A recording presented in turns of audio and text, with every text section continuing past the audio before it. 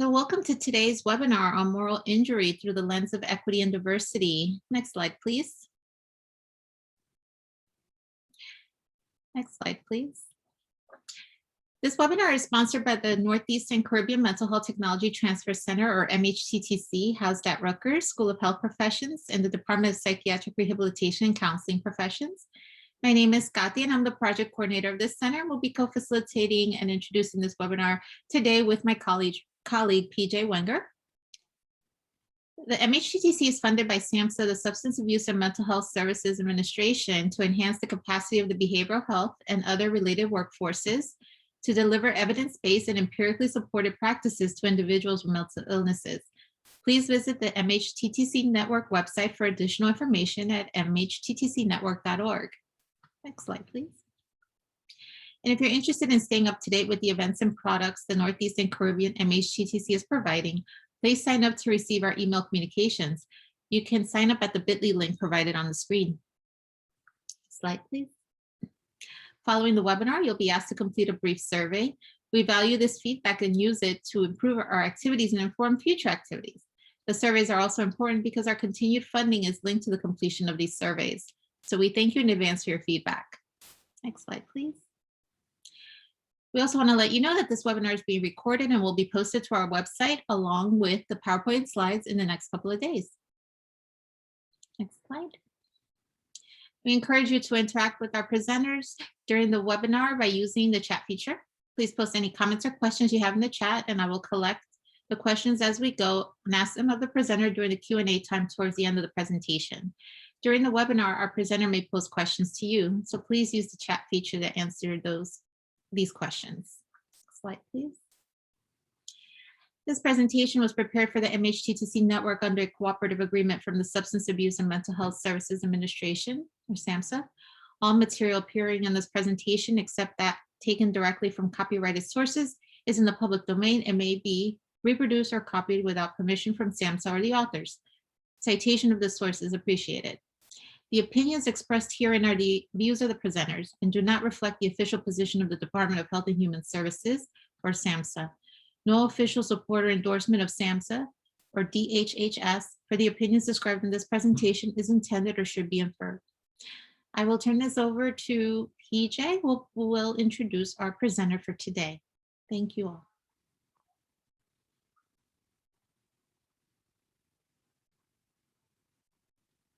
PJ, you're muted. Sorry. Welcome, everybody, and thank you for being here. I'm very excited to introduce Dr. Brock. Dr. Brock is Senior Vice President of Moral Injury Programs at Volunteers of America. She was raised in a military family and was the first Asian American woman to earn a doctorate in theology.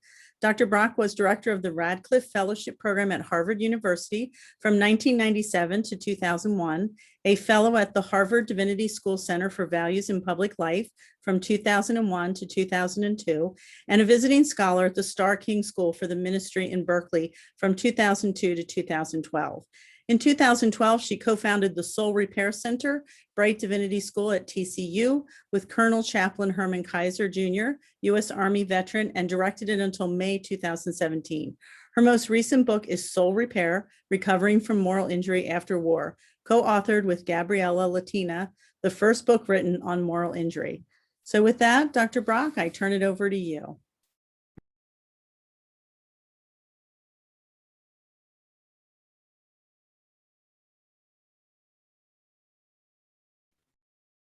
Dr. Brock, you're muted. Dr. Brock, you're muted. We can't hear you. Okay, sorry, the mute control moved. Sorry. It's a pleasure to be with you, and I'm delighted to share what I know about moral injury with you. It's, I think, a relatively new term in mental health work still, although there's more and more being published on it. And the main area that got the most research and is still the sort of elephant in the room around moral injury is the work with military veterans. But since the pandemic, I think there's been an enormous amount of sudden research on it, including even a moral injury event scale for healthcare workers because of the kind of pressures the pandemic has put on everyone. And so I'm partly speaking in that context of the emergency situations that so many more people have been facing, and how valuable I think the research on military veterans, which is the research I'm most familiar with, can offer all of us. So in order, I think, to understand how complicated moral injury is as a phenomenon, I think it's important to understand that what we would call a moral identity is quite complicated. It's not simply ethics, which is often what morality is confined to, is deciding on the principles of right and wrong and making decisions based on those principles, but rather a moral identity involves what I would call 5 dimensions of existence, and they're all important. The first one is habit. So somehow now, okay, habits are things that start to happen to us from the moment we're born. We start to mimic other people's behavior.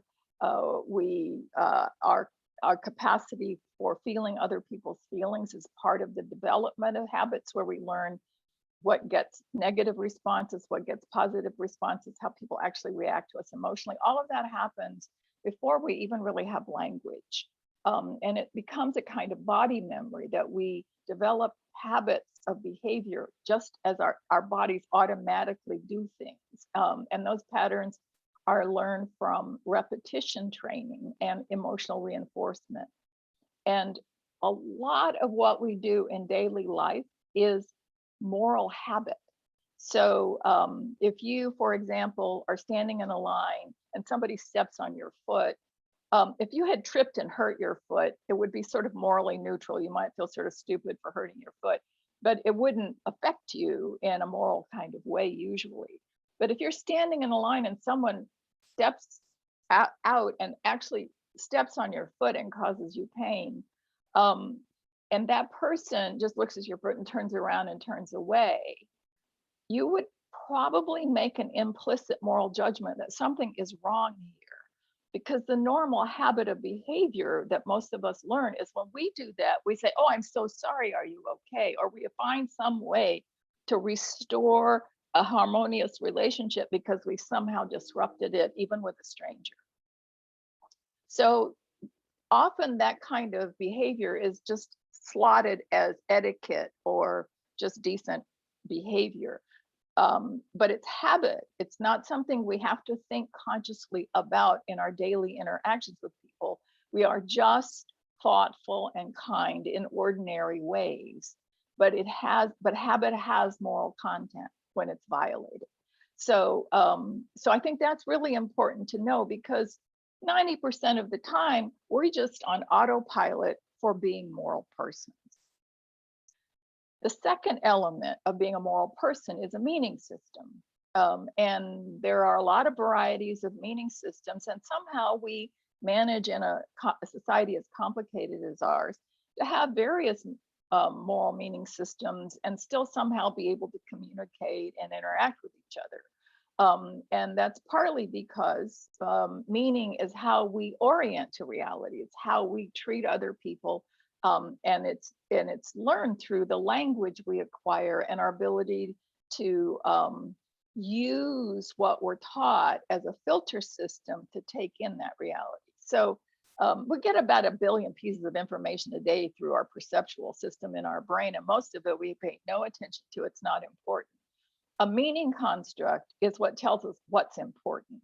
What is fear-inducing? What is love-inducing? These are all things we have to learn. They're not just automatically given to us. And that's what a meaning system is. It's a way we relate to the larger world around us.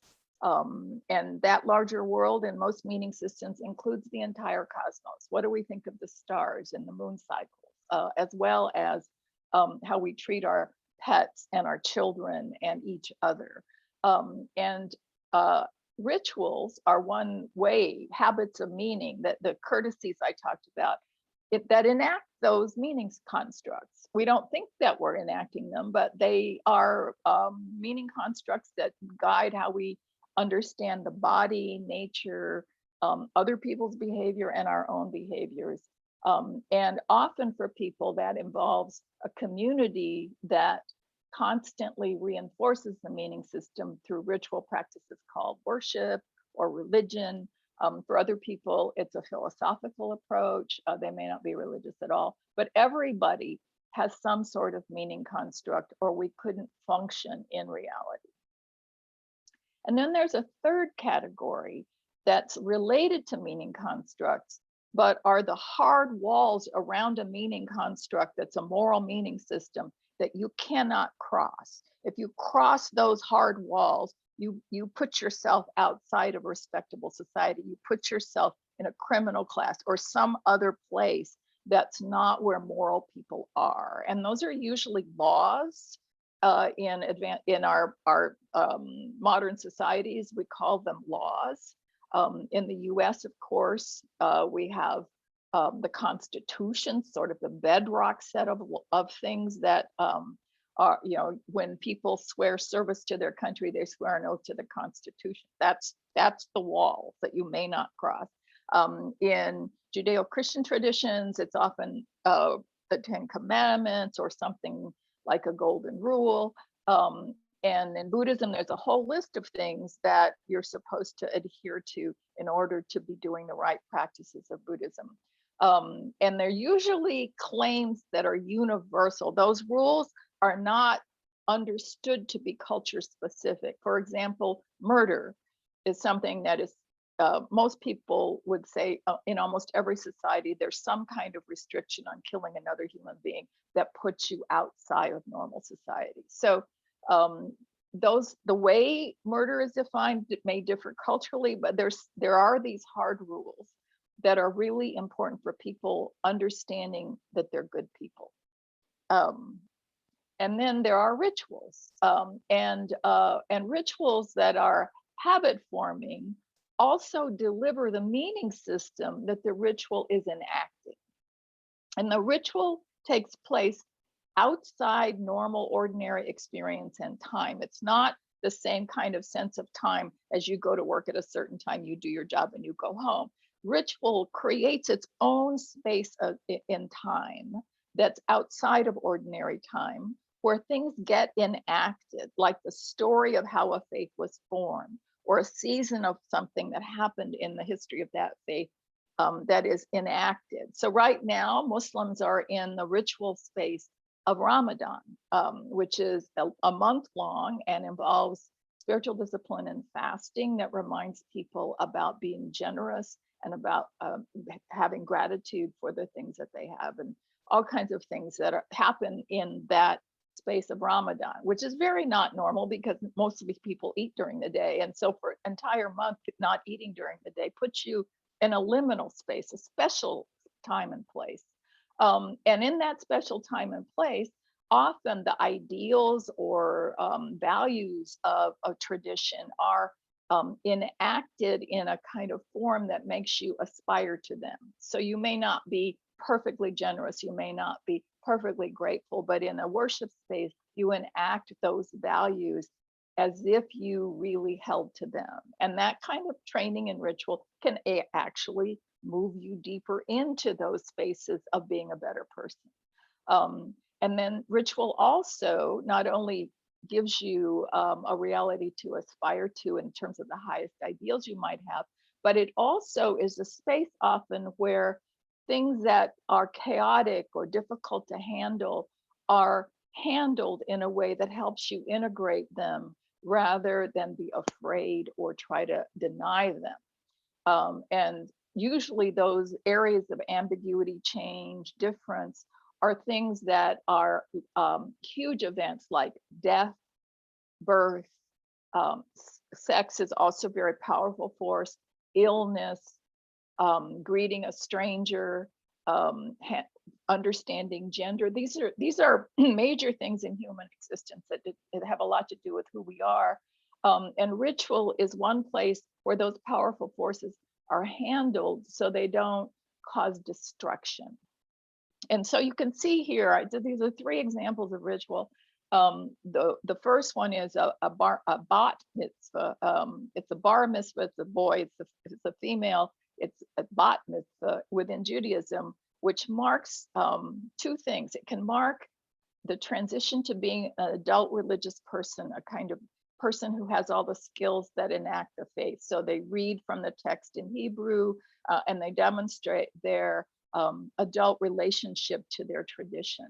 And the other way that a bat mitzvah can work is that it's a way to convert to Judaism as an adult later on. I have a friend who was 65 who grew up secular and Jewish, and she actually had her bat mitzvah when she was 65, when she became a formal member of a Jewish community.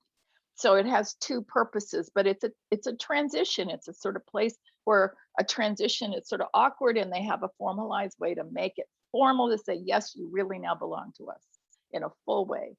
And the middle one is a similar adolescent ceremony, but it's done for girls.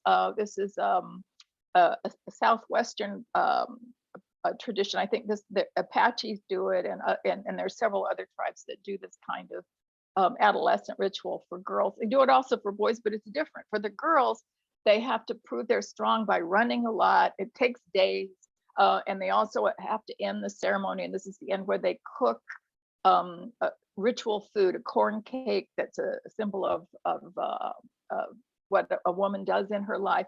And they enact it so that at the end of the ceremony, they have transitioned from being a girl to being a woman.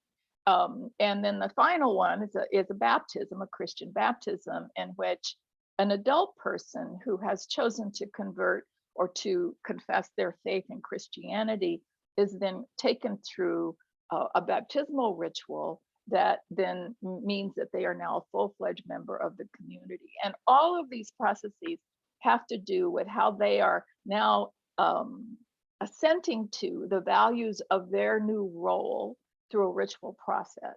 These are really important transition marks in human societies. We do it with graduations, we do it with marriages, we do it with baby baptisms. There are all kinds of ways we mark human transitions and powerful forces with rituals that help us understand what it means to be a person that's a good person in that tradition.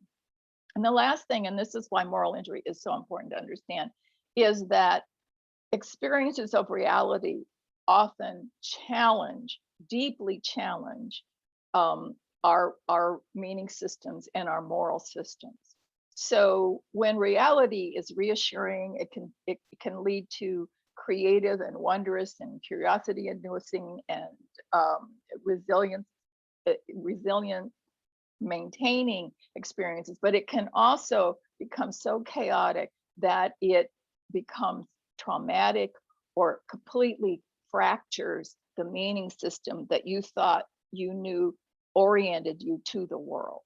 And those shattering experiences, if they are not integrated back into a new system that can take them in, people's identity is destabilized, because moral injury is at the core of a person's identity. And these are just 2 definitions that were the earliest definitions for moral injury for veterans. And the first one by Jonathan Shea describes it as a betrayal of what's right by someone who holds legitimate authority in a high stakes situation, all 3. So all 3 parts have to be in place for moral injury to occur. So he regards moral injury fundamentally as a major betrayal of trust and the emotional response to that betrayal. Later on, a group from the VA in 2009 published an essay, and then in 2016 wrote a book about moral injury. And they describe moral injury as a syndrome of shame, self-handicapping, anger, and demoralization that occurs when deeply held beliefs and expectations about moral and ethical conduct are transgressed. It is distinct from a life threat, as it is also not inherently fear-based. It can arise from killing, perpetration of violence, betrayals of trust in leaders, witnessing depraved behavior, or failing to prevent serious unethical acts. So moral injury is a profound form of suffering, but it's being debated right now still in mental health communities about whether it's really belongs in the DSM as a disorder, or whether it's really a kind of suffering that requires a healthy conscience to be working, so that it's not a disorder, but it's the normal human response to abnormal, devastating experiences. So, there are questions about, could we expand for the DSM the description of post-traumatic stress disorder to complex post-traumatic stress disorder that could include some of the aspects of moral injury under that umbrella. And of course, the whole discussion about needing a diagnosis has to do with mental health and being able to be professional and charge for it, and all those sorts of questions. But it's an interesting debate. It's a really and some of us who study religion understand that it's not a new phenomenon. It's got a new name, but almost every religion has some process for figuring out what to do with people who violate their norms and feel terrible about it. But one of the ways that you can identify moral injury is that it's a change in a person's character, that they don't see themselves, or something's off, or they completely pulled away from you, or there's some major change in their character because they're having an identity crisis. And it results from harmful experiences or life conditions that a person or group is unable to justify, process, and integrate into a reliable identity and meaning system that sustains their relationships and supports their flourishing. So it's not a minor thing to experience moral injury, and it's important to pay attention to it. This is just a list of some of those conditions and life factors that put people at risk, and multiple factors can make people even more susceptible to experiencing moral injury when things go terribly wrong. So when you have work in life or death consequences, you're expected to do your job almost perfectly. You have people who are physically dependent or emotionally charged. If you face in the work you do constant ethical dilemmas with limited choices and high risk for liability, you have a lot of responsibility with not a lot of control. You might be betrayed by people in power, parents, supervisors, policymakers, authorities of the state, that they don't do the right thing and they cause you to fail. You may be working in isolated conditions or living in isolated situations, and you may be carrying unresolved other traumas into the process that you're in and the experience that you had. And you have a religious or spiritual meaning system that is highly punitive. In other words, it has very clear rules about good and evil, and it's easy to tell that you've crossed that line, and crossing that line results in serious punishment, that can make moral injury actually worse. So I think as if you start to clock through some of these, you can understand why the pandemic and the current situation we're in has created some of these conditions for people who normally wouldn't be living with them, or exaggerated them for people who ordinarily already face risk for moral injury. And especially, I think you can see why healthcare has been so devastatingly impacted by people experiencing moral distress, and then that escalating to moral injury because they aren't able to do their jobs as they were trained to do. And sometimes even when you're trained to a job that has life or death consequences, you're often trained to it by habit. You're trained to do things automatically without having to think about it. So you get somebody that can't breathe, you know you have to put them on a ventilator, you don't think about it, you order it.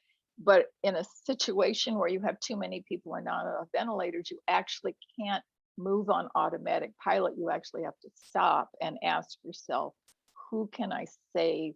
Who's the likeliest to make it through? And you have to let people die. And that is not a habit you're trained to. So it can be really devastating in a situation where your life conditions or your work environment has have chaos thrown into it. And I think you can also think about what's going on in the profession of public school teaching these days with so many school shootings, and now teachers having to do active shooter drills. And this is not something they were trained to in school for the job of a teacher. And so we can think of a lot of professions that have shifted into higher risk for moral injury in the last decade or so, and now in the pandemic. So this is just one of the scales. There are three now that try to discover whether someone might have been exposed to something and have moral injury. This is one designed for healthcare professionals, and there's one now for people who work in child protective services, and for parents and aged out foster youth in child protective services. And the original one was designed for military veterans. And so, so there are now at least three of these scales. And they're helpful if you want to determine if somebody you're working with might have moral injury as an underlying suffering in a mental health crisis. So this is a diagram that Bill Nash, who's a psychiatrist for the VA in Greater Los Angeles, and is one of the few psychiatrists who was also a combat veteran. He was a Marine Corps psychiatrist and was at the Second Battle of Fallujah.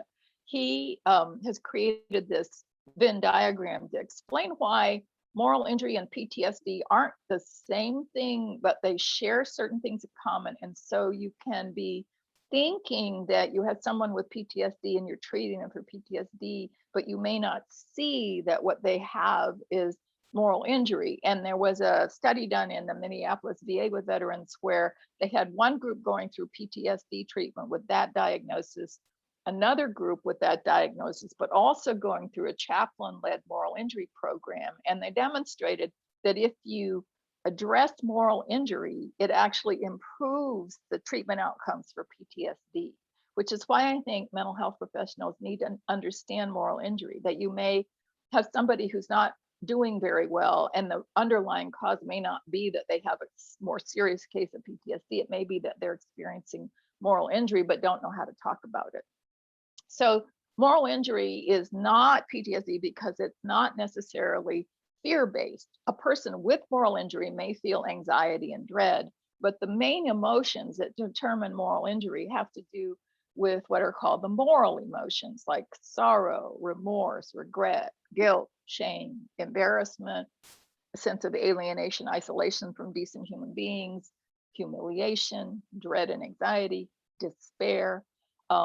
Those are some of the what I would call inner feelings. And then there are things that become expressed, I think, as having moral injury, which include outrage and fury, sort of anger that can't be controlled, disgust, mistrust, contempt, bitterness, frustration, and cynicism. These are all often signs that someone has underlying moral injury.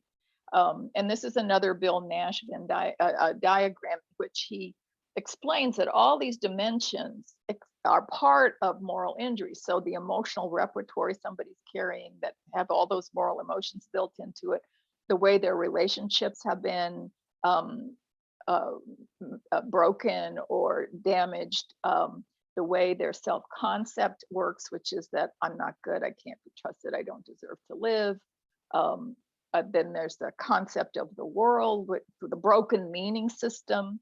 Then there's the ability to be in touch with your inner self in a way that you can actually have some authority over your self-understanding and behavior. That's compromised by moral injury. And moral injury can be quite unstable. Somebody can seem fine because they're doing things to cope with it. And then it may erupt because of some trigger or some life incident that just makes all of it come back. And so it can be unstable over time. And I've actually talked to people who thought they were fine for decades and then got slammed because of a serious illness or a life event that sort of all that way that they had been keeping it down broke down, and they had a serious meltdown. So here are some of the assumptions behind what I'm saying about moral injury.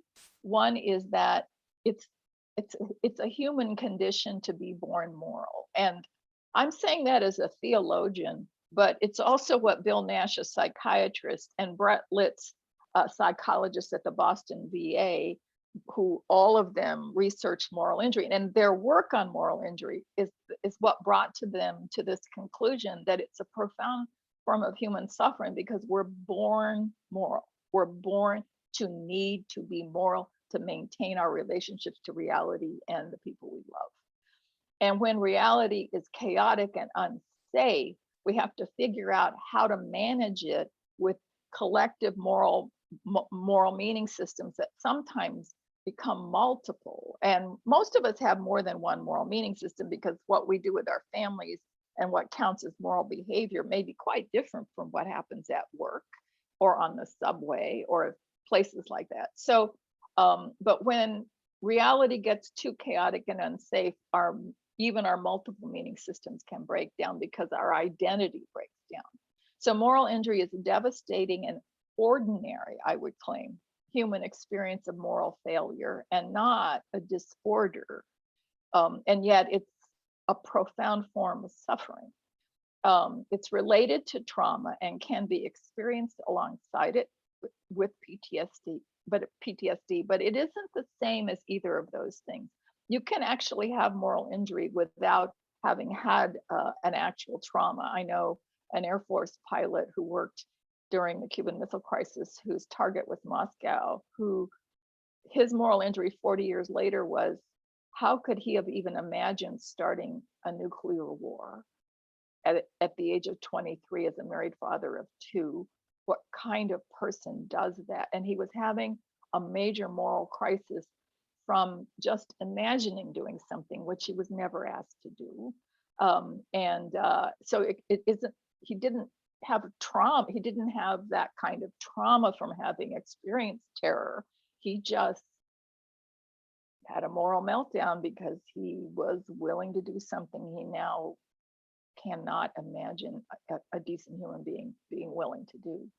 So I think every society, religion, and culture tries to address it, but not all approaches actually help alleviate it. Sometimes those approaches can make it worse. So I think it's important to help people as they experience moral injury, think about the values that they had, and how those impact the way they feel, and how they're going to negotiate their way through those values. And so because moral injury is such a huge experience of identity and values and experience, recovery is not a simple thing.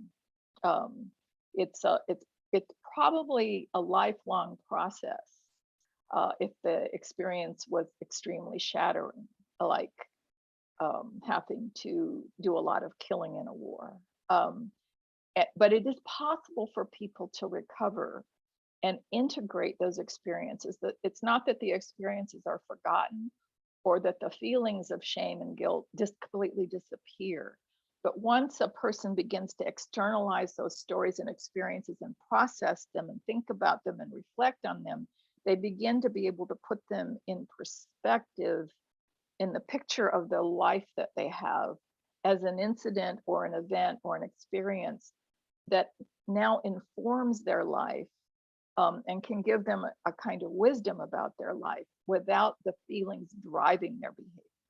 And that's really the difference, I think, between being trapped in moral injury, where it's driving behavior, alienation, self-hate, self-condemnation, and it's become a source of information that you had an experience like that once, and it led to those feelings. And how are you going to have a meaning system that can integrate what happened and still help you feel like you're worthy of love? And that process, I have a student who was in Iraq as an ordnance disposal specialist, who had a pretty serious case of moral injury. And he writes on, he's now done a doctorate on it. And he's constantly writing and processing his experience. And that to me is a sign of his resilience, that he's not afraid to face into it. He's still trying to understand it, and he will probably be spending the rest of his life writing about it. But he's a stable, and he's actually a minister of a church now, and he's able to have a life that's meaningful to him, that gives him joy and makes him feel valuable again in service to other people from that processing that he did in seminary and in graduate school. But that was 8-9 years of processing. And that was after college, where he also started the processing. And and my friend, the Air Force pilot, was, in his 70s when he started processing something from 40 years ago. He was very high functioning. He managed to live for 40 years without having to deal with it, what he was feeling. As he said, I spent 40 years playing a lot of golf and making a lot of money and not thinking about it. But when it hit him, he had to think about it. He could not move forward with his life without thinking about it and processing it. So I'm going to pause there, because I know I've dumped a lot of information on you, and I want to pause to see where you have questions about anything I've said, and where you have comments from your own experience, perhaps. But I'd like the rest of our time to be more of a conversation. So Dr. Brock, there is a question in the Q&A. Someone is asking, is there a scale for moral injury related to sexual trauma? If not, why? I do not know if there is one, but I will say I do not know of one, but there may be people working on it. Kristen Leslie, who is a colleague of mine at Eden Theological Seminary, is a national expert on military sexual trauma. I'm not sure she would, I actually don't know what she thinks of the current moral injury event scale, but she might be working on something like that, or someone else might be working on something like that. Generally, what happens is people create a scale, and then they test it on populations that they think might have experienced it, to determine whether it's useful in identifying moral injury in that population. And the two scales the three scales I mentioned, the one for military veterans, the one for healthcare workers, and the one in child protective services, have different research methodologies. So the veteran one and the healthcare one is your more standard survey-oriented, statistical evidence-based kind of survey that tests those surveys.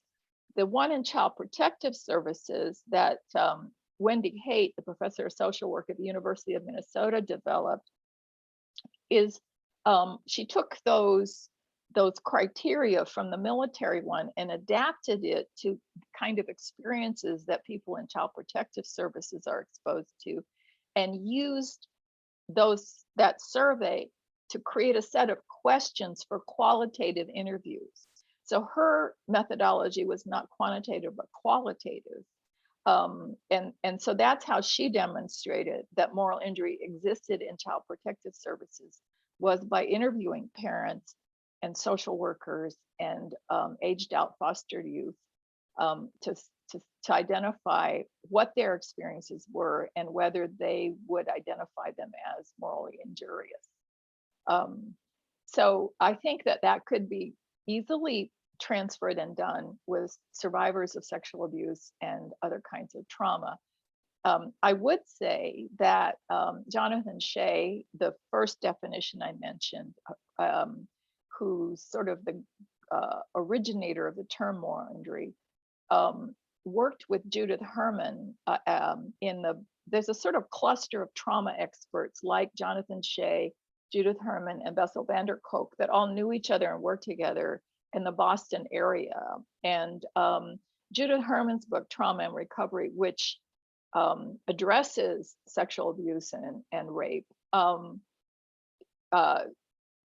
describes the experiences of sexual abuse survivors and rape survivors as complex PTSD.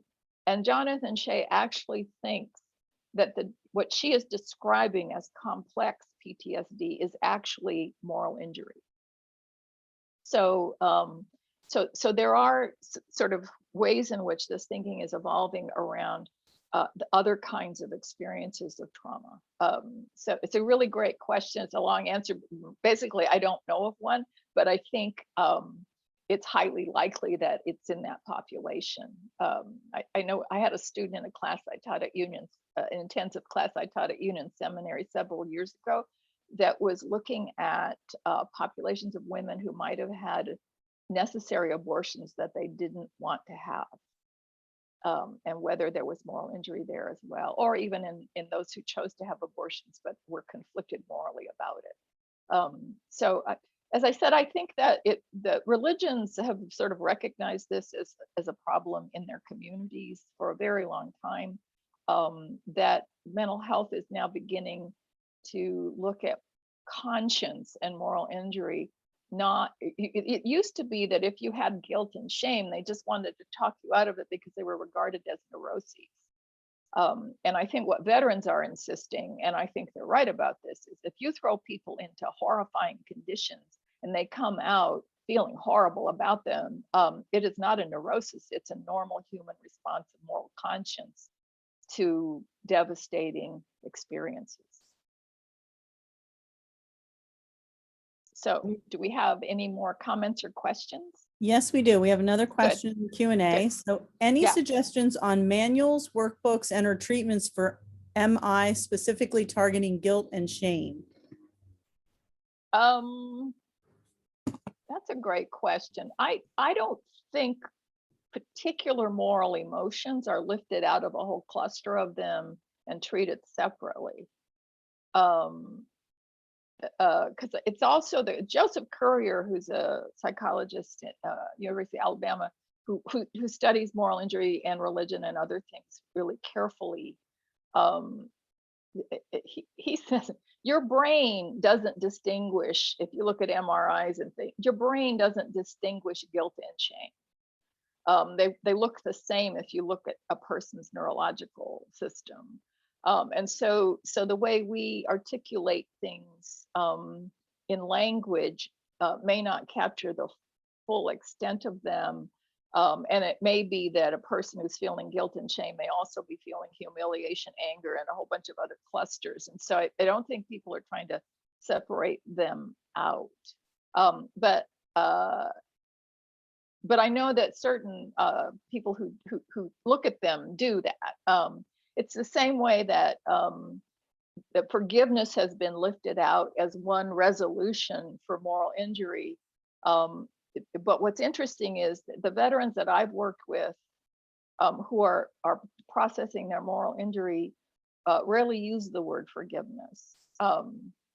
They may learn to use it if they're working with a chaplain or someone for whom forgiveness is a concept. But my friend who I wrote about in our book Soul Repair, Camilo Mejia, who grew up Catholic in Nicaragua in that liberation movement there, so he's a sort of liberation theology Catholic. I asked him one time about whether he thought about killing someone as a thing that he could be forgiven for, and his response was, I didn't know the person's name, I don't know who they are or anyone in their family, so the people I harmed can't forgive me because I don't know who they are. And I don't know why someone else would feel they had the authority to forgive me if they weren't wronged by what I did. And he said, he said, I think what I have come to feel is that I accept that I was capable of killing someone, and that if I ever felt good about that, I would stop being a moral person.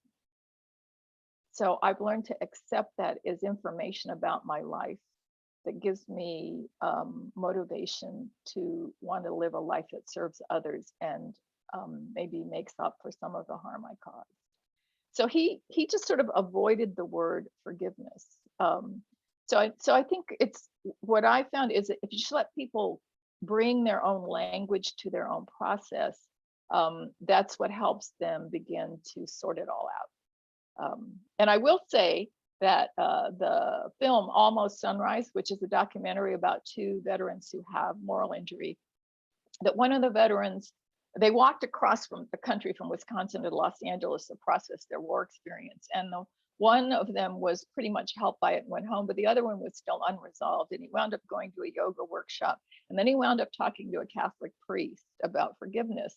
And what he realized, it's not in the film, but he told me later, what he realized in that yoga workshop was the reason he still wasn't okay is he was deeply angry at God, even though he was not a religious person. He was deeply angry at God for letting his best friend die right next to him in battle. And he just was just furious at God.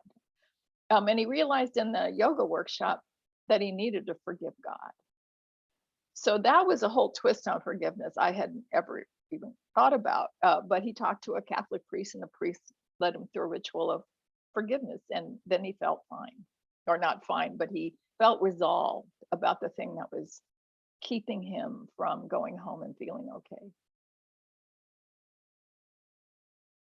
So that's a long, it's again, so the, we keep searching for words that somehow will help fix the problem. And I think the person has to find that word rather than having it imposed. Another question is, how does this apply to grief we experience when losing loved ones and family members dying of COVID in isolation? That's a huge one because, of course, one of the most important rituals in any religious tradition is how to deal with death. And it's actually the case that most human beings can't really descend into deep grief without a ritual to hold them so they feel safe doing it, because they know they'll be able to come back to reality from this deep immersion into grief. And that it's not something then that you're over, but you're able to handle. And I think the fact that so many of us have been denied an adequate way to grieve means that there's a lot of delayed grief, and that grief is probably complicated by a lot of factors that are revolving around why those rituals aren't possible. And there was a community in Alabama that I think experienced a whole different way of a wave of moral injury, because they decided to have a funeral it was early in the pandemic. They decided to have a funeral for the person who died.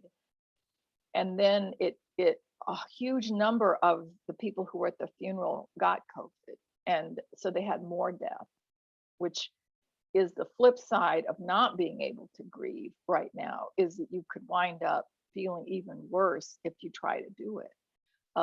And so I think there's going to be a need once people can get back together for a lot of lamentation rituals. And some of them need to be large and at a national scale, because I think we've not only lost individuals in our own families, but I think we've also been exposed to failures and things in our society that we haven't had to look at before. Especially if we have economic and race privilege that are suddenly making us realize that the good society we thought we had might not actually be all that good. So that's why I think the pandemic has been devastating, and that we will see a kind of epidemic of moral injury that's already emerging in healthcare, of course, but also in the larger society. And I personally feel some of that delayed grief myself, because a very beloved member of my family died on February 27th in California. I live in Virginia, and they're waiting to hold a memorial until the family can gather for her, because she was such a key member of our family. And I just every now and then I see a sad show or something, I hear a story about somebody else with a similar loss, and all of that grief comes back. So yeah, the grief is in many ways, I think, an underlying emotion in moral injury, because you've not only lost your own sense of being a good person or your own innocence, but you may also have lost your trust in others or in institutions that you once believed in, and that's a huge loss.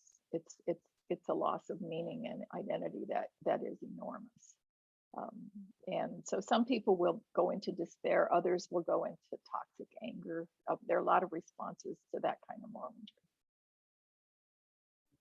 injury. Dr. Brock, can you speak to how moral injury may be displayed across various cultures? Good question. Every tradition has different ways they handle grief and moral injury. So in some cultures,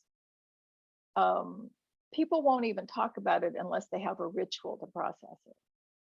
In other cultures, talking about it with family and friends is a way to process it. And some cultures have, I think, better rituals for processing what we would call moral injury.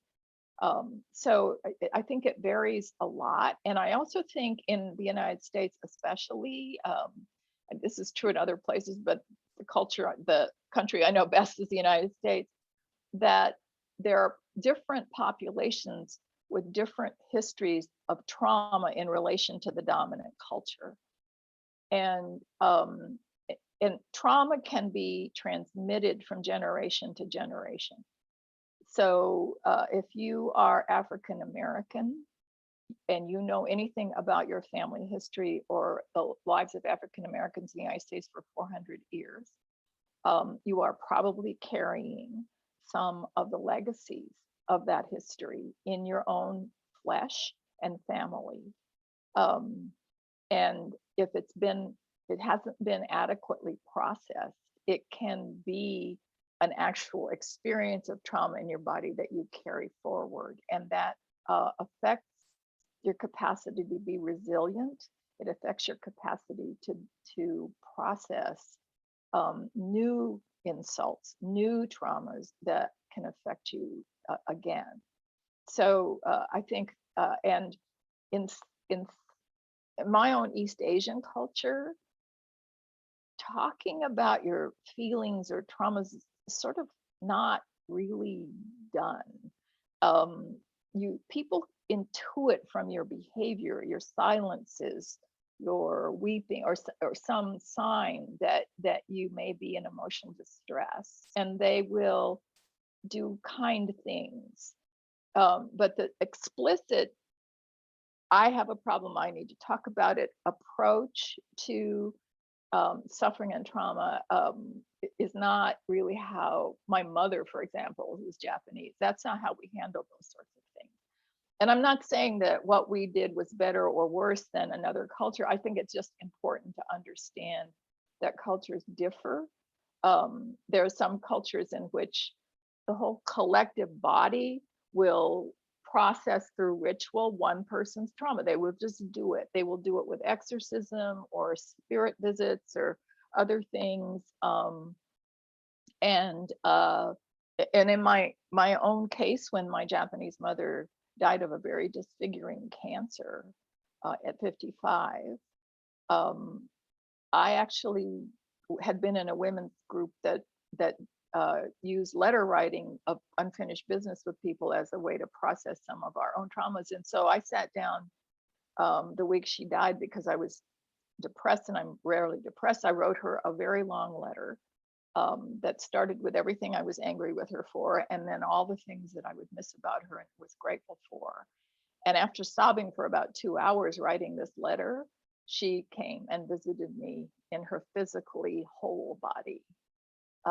And that's when I began to understand the East Asian sense of the value of ancestors who come and visit. I have no explanation for the ontological reality of what I experienced. I was not dreaming, I was awake. and I deeply experienced her being present to me, which made me also appreciate how common the experience of visitations of the dead are for people.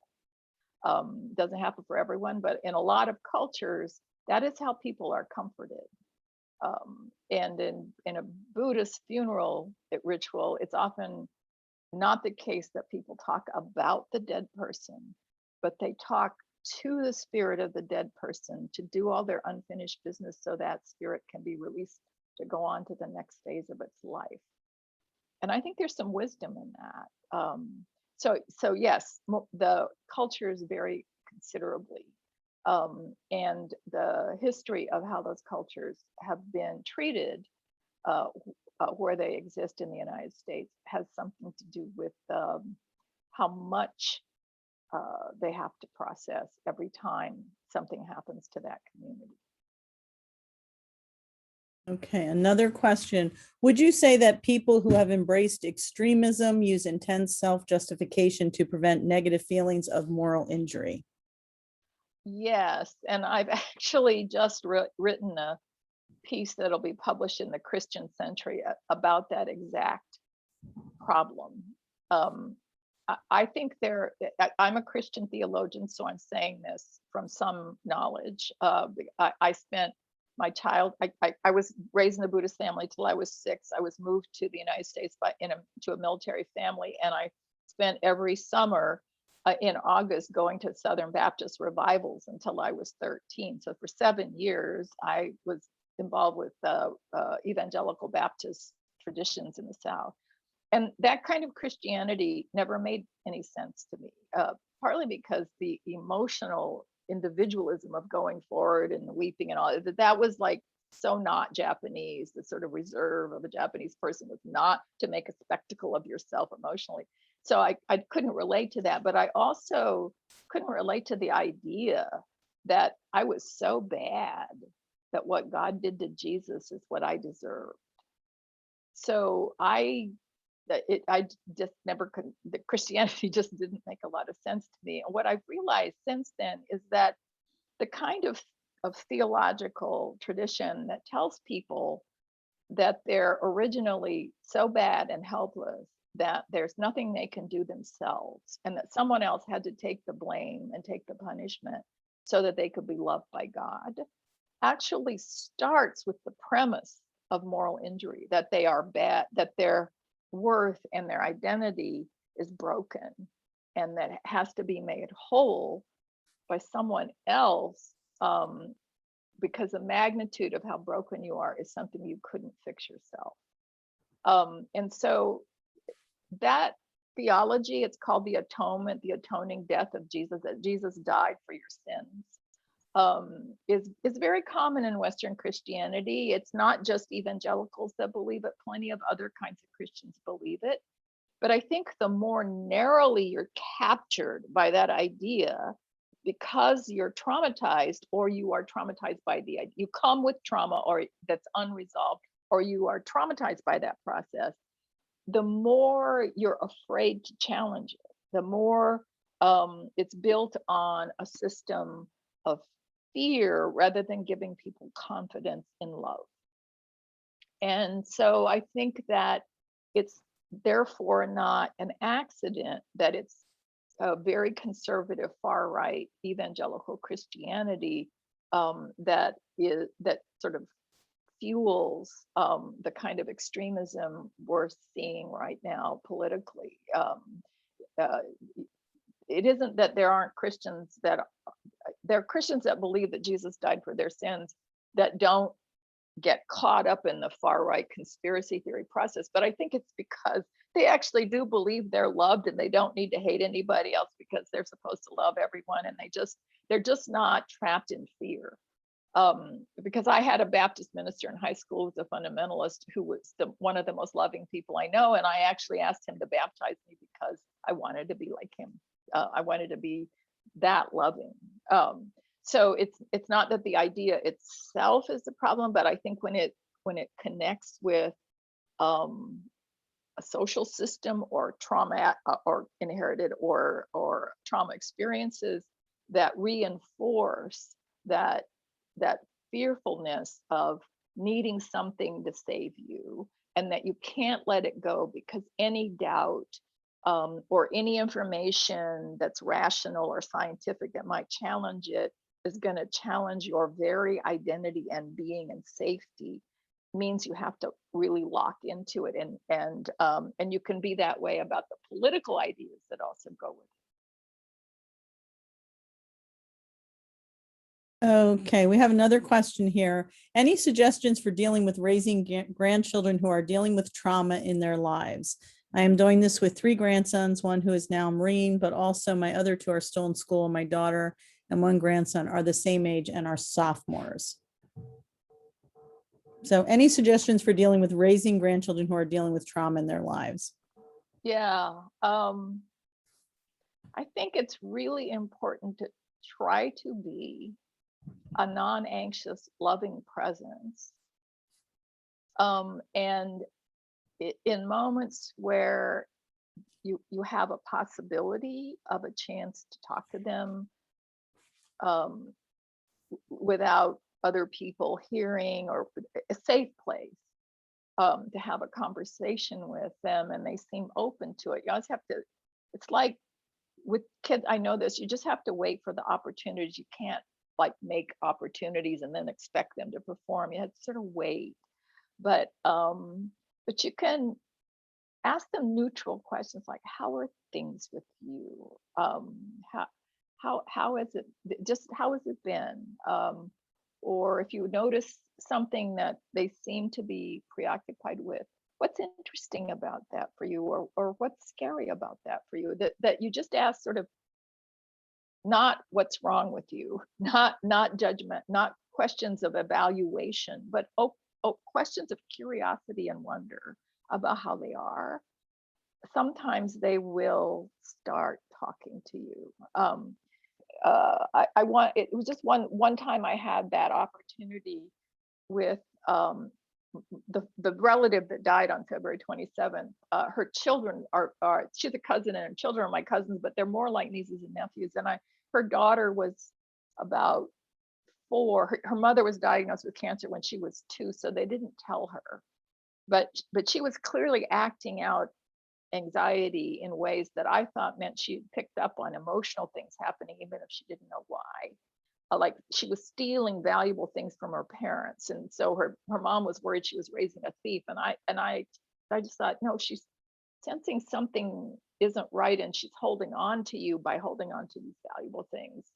And so one day I got a chance to take her on a nature walk. So the 2 of us went out, and she's 4, so she's looking at bugs on the ground and rocks. And I say, what about that bug is interesting? And she started to talk about feeling scared about something. I don't even remember what it was. And I said, I said, yeah, sometimes we do get scared.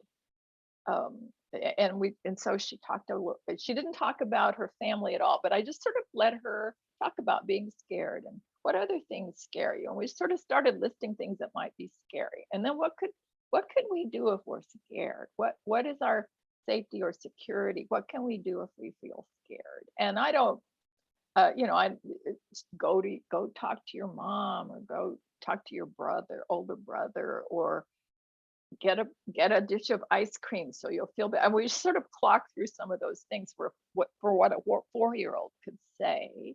And I don't know if that helped her manage her fear any better, but I do think it helped her to just have somebody believe her when she said she was afraid.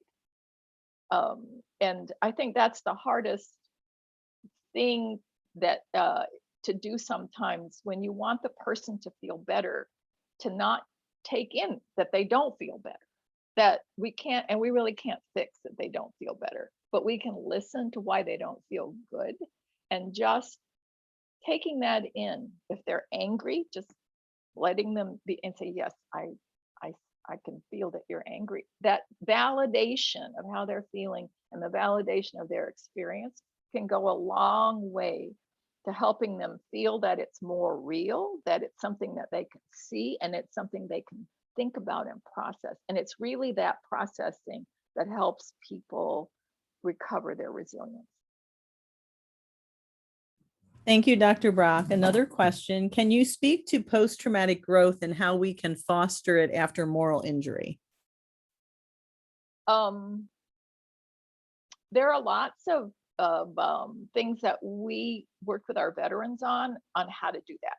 One was to have a daily spiritual practice, that's yoga or Tai Chi or mindfulness meditation, to just always have a spiritual practice that keeps them in touch with their bodies and how to stay present in their bodies, because when we get stressed and anxious, we tighten up our breathing and we sort of override our body. And so to go back into the breath and go back into the body and the muscles in the body and posture and perception is really important for knowing when you're stressed and being able to calm yourself when you're stressed. So that's something that's part of, I think, post-traumatic growth is learning those skill sets. Another is to be able to use art or writing or some physical means of expressing what's going on inside of you if you're feeling troubled, because that's how you can process it. If you try to shove it down, drink or do something so you don't feel the thing, it will just keep haunting you. So people need to learn that it's okay to write something and cry. It's okay to make something and then realize that you just you didn't realize you felt that bad, but here you depicted it in a mask or in a painting or something.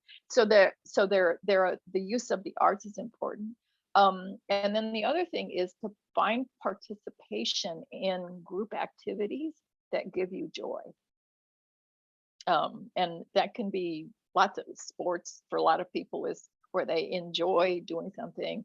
I love to sing in choirs. I'm a very mediocre, somewhat not tone deaf, but not real great on pitch alto, but I love singing in choirs because it just so lifts my spirit. It's really important that people feel that place of pleasure and joy. And then the other thing I think that's really, really important to maintaining post-traumatic growth is to learn to find places of beauty and stop and just appreciate the beauty of what's around you partly as a gratitude practice. So those are some of the ways I think that we maintain our moral resilience and equilibrium and relationships. Thank you. That all was great suggestions. Okay, it looks like the last question is how can we provide supports to staff and behavioral healthcare employees who may be experiencing moral injury? Yeah, that I think it varies. I think if someone is clearly in an acute crisis, that they may need to be referred to therapy. But if it's just the kind of things you'd expect people to be feeling based on normal moral reactions to what's going on, there are processes you can engage that help them share with each other and unload some of that moral distress so that they are able to stay resilient. If they're really in a moral injury identity crisis, I think a longer term process is needed. At Volunteers of America, we had veterans with pretty serious cases of moral injury, and we used a peer facilitated process that was not therapy because they're a population that resents the idea that they're broken and need therapy after they serve their country. And so we call it education and training. We use some therapeutic practices, but we teach peer facilitators how to do those things. And we have them backed up by a clinician. So if they can't handle it, there's somebody on the premises that can help. But they basically co-facilitate about 50 hours of processing that take people through a narrative arc from the start of from their origins in childhood through their moral injury experiences to the present, where they can begin to process their moral injuries. It takes about 50 hours of processing to get them to that point. And we're actually working on redesigning that program for healthcare workers and others who are in professions that experience similar kinds of moral injury. But we also developed during the pandemic, because we knew moral distress was going to happen. Last summer, we began to work on a 1-hour peer facilitated sharing process that we call Resilient Strength Time, which is the acronym is REST, that stands for Resilient Strength Time. And that program, we offer 3 sessions a week for anybody who's struggling during the pandemic. It's open to the public and it doesn't cost anything. You just go to voa.org/rest. And that takes you to a place to register for an account, and you can sign up on the schedule. So we've had nursing students and college students and medical people and chaplains and pastors' wives. We just had all kinds of people come into that program who find it helpful. And you can use it once or you can use it every week. We have regulars who find it useful for sustaining what they're having to do during the pandemic. So it isn't a program that addresses the severity of moral injury, but it does, I think, help people sustain what they're having to do during the pandemic. It helps them hold on. And so we're working on the other end of that, which is a longer program that will get at the moral injury questions, because I think they are already and are going to continue to be profound. Okay, we just have a last minute question. Would you suggest the introduction of rituals like rites of passage to breathe life into brokenness? Yes. Yes, we do those kinds of rituals in our program with veterans. We do a labyrinth walk that is actually formed to be a sort of moment of transition from one state of being into another. And we do it early in the week, so the group starts as individuals and then they meet in the center of the labyrinth as a group. And we ask them as they're walking to look around to see, and what they realize is that they're walking their own journey on a path, but they're not alone. There are other people on paths around them who will support them and be with them. And that process really helps them then become vulnerable and really share deeply the things that they need to share. We also create a group altar of objects, like they make masks of their military face. They bring a childhood object or picture and things get added all week long that they're creating. And we that's like a group altar that they gather around for their sessions. I think when you ritualize activities, they implant more deeply than if you don't ritualize them. There's something about the rhythm and the repetition of rituals that actually deliver meaning. So I think, and I think lamentation rituals, we have a ritual in our veteran program that we did where the last night, we do them at a retreat center 5 days straight intensively.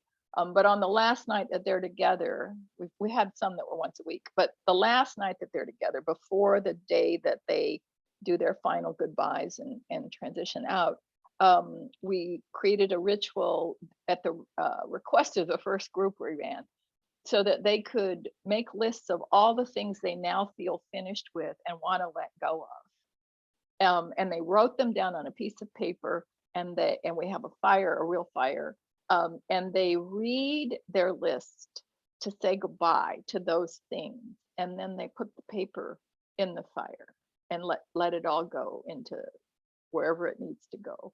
And that ritual has become quite powerful for people. They often will sob because they're so grateful to be able to let go of things. We've had people forgive their rapists.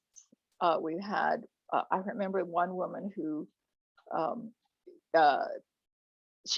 have permission to say this about her, but she read a list that started, I've had so much trauma in my life. I was sexually abused by multiple members of my family. I had a mother who didn't love me. I was neglected by the rest of my family. And she just clocked through all, and then she said in the military was a place where I was going to have stability. And then I was raped in the military, and then she went to prison on a drug charge, and she was addicted to drugs for quite a long time, lost custody of her 6-year-old son.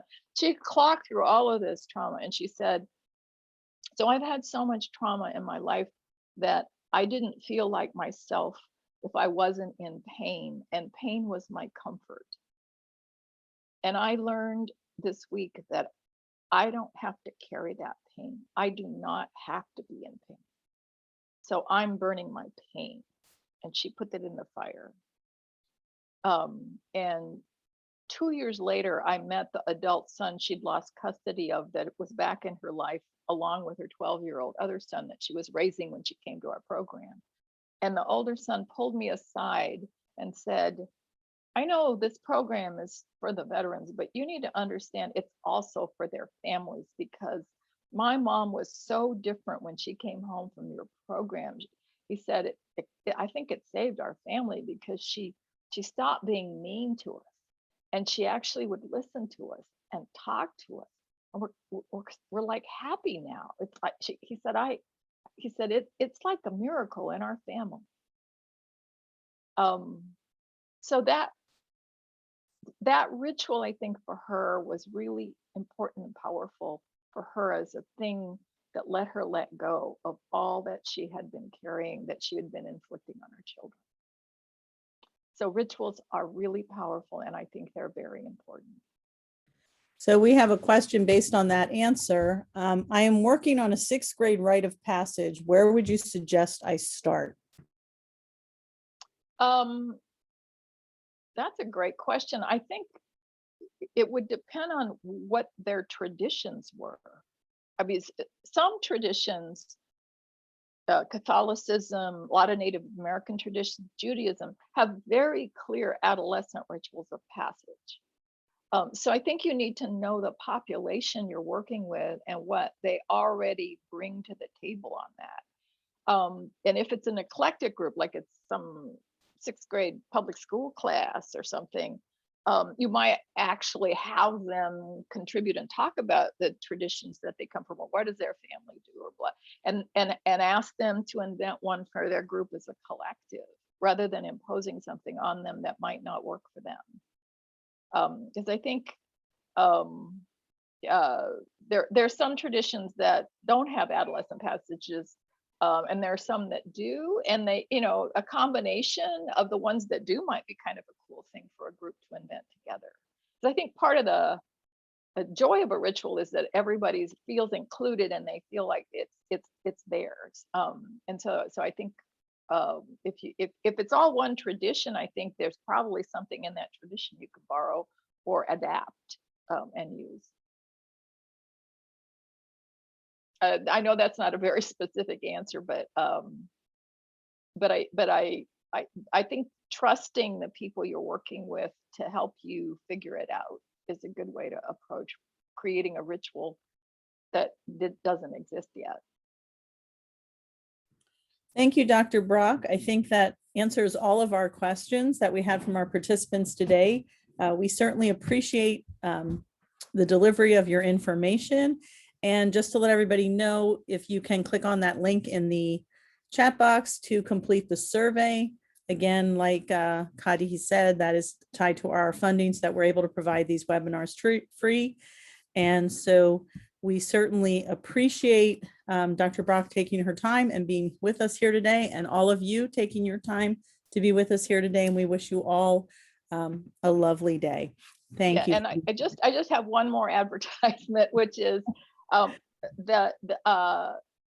I'm happy to share the PowerPoint. There are a few references in the PowerPoint, but if you go to voa.org/moral injury, you will find a resources section that my program assistant has organized so that you can find books, videos, scholarly essays,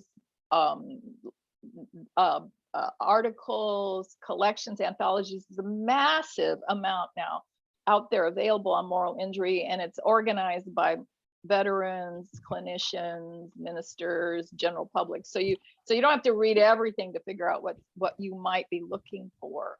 But the references in my PowerPoint are all at the website, and mostly in the clinical or research section. And so I think it's right now on the internet, the state-of-the-art resources section on moral injury, because I have such a great program assistant and she put it together.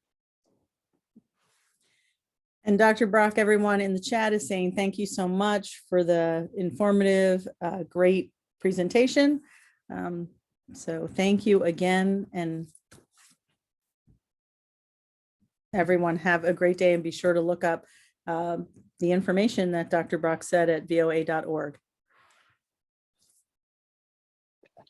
Bye-bye.